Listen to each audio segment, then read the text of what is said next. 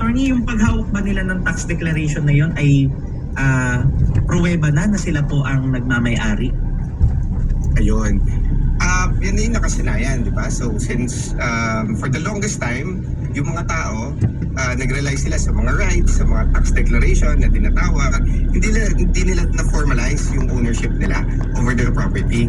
Pero kasi, nakalagay na yan Supreme Court ruling na yan, Korte Suprema na yung nagsabi na ang tax declaration, hindi sila conclusive proof na ownership. Ibig sabihin, hindi sila nagbibigay patunay na sila na yung absolute na may-ari ng lupa. Kumbaga, ebidensya lang yon na nagbabayad sila ng buwis doon sa property. Pero, may mga property kasi na hindi pa naman talaga nagkakaroon ng titulo.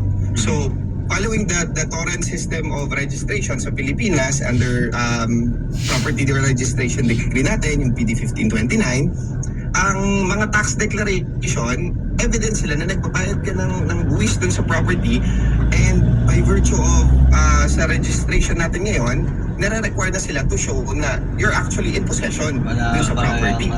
So, ang mga tax declaration, sabi ng Korte Suprema, hindi sila absolute proof ng ownership, although it is one of the requirements para makapagsimula ng proseso nila ng pagpapatitulo or pag-formalize ng ownership nila doon sa property.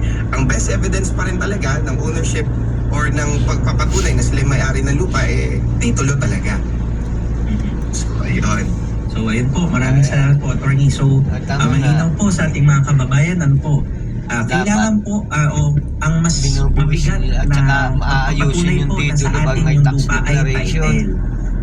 Titulo na na-issue po ng Land Registration Authority sa pamagitan po ng mga Registry of Deeds sa ating iba't ibang